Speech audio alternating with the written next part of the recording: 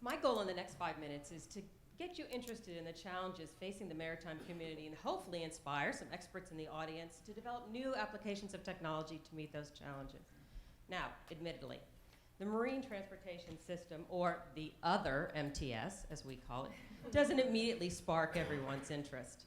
I wasn't enthralled by it until I began working with professional mariners and hearing the issues they face. So speaking of hearing, in case I wind up sounding like the adults in a Peanuts cartoon, here are the 3 key take-home points. Ports are really important to all of us, no matter where we live. Ports are facing growing challenges, and most importantly, you can do something about it. So let's start with something that is very dear to my heart, chocolate. Like so many other things we consume, there's a whole lot of water between us and those products. I don't want to think about life without chocolate made from cocoa grown in the tropics. But if you're not a huge fan of chocolate, which I cannot imagine, here's a small sample of the things we wouldn't have without our ports and waterways and the marine transportation system. Imagine 24% less wine available. So the billions of dollars of exports which flow through our nation's ports serve communities around the globe and are vital to America's economic success. For example, US soybean exports account for 44% of the world's trade annually. Generating and sustaining jobs is a topic on many people's minds today. The MTS directly supports 16 million jobs in a variety of sectors. 13 million jobs, oops. Growth and health in our ports leads to increased prosperity. Now that I'm sure that I've convinced you that ports are really important, let's look at some challenges to safe and efficient navigation. Transporting people and goods by water has always been tricky. Tidal and weather conditions can cause ships to run aground, run into each other, run into other things, having disastrous human, environmental, and economic impacts. Likewise, operating conditions can cause very costly delays. Ships are getting larger and larger, and they're pushing the barriers of water depth, the limits, the bridge clearance. The margin for error is shrinking every day while the demand to take on 1 more inch of cargo increases.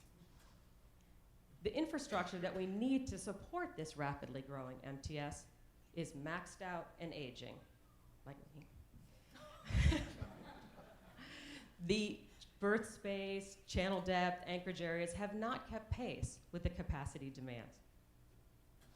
So NOAA has developed some information systems to help alleviate some of these problems. Providing navigational information is a cost-effective way to optimize what we've got while we wait for the infrastructure repair and enhancement to catch up. NOAA developed the Physical Oceanographic Real-Time System, or Capital Ports, to meet the highest identified user need, access to real-time data. Ports is a natural evolution from the tide and tidal current tables that NOAA's produced for hundreds of years. Another information about the operating environment helps navigators load more and weight less. Taking advantage of an extra half a foot of wind-driven draft means loading a lot more coal out of Baltimore.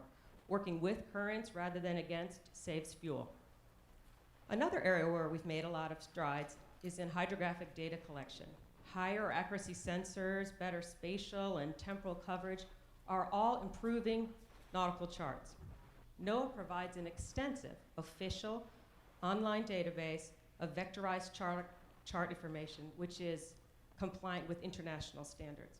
Value-added vendors use these ENCs to create products which enable operating in a wide range of conditions. But all the trend data point to continued increases in maritime traffic and in ship size. And along with that growth, many safety and efficiency concerns are predicted to increase as well. So this is where you come in. Tide-aware ENCs, which integrate observed and forecast data, are on the drawing board. And the goal of this or any eNav product is to reduce the information burden on the navigator, thereby increase safety. Another solution that needs to be developed is dynamic draft measurements.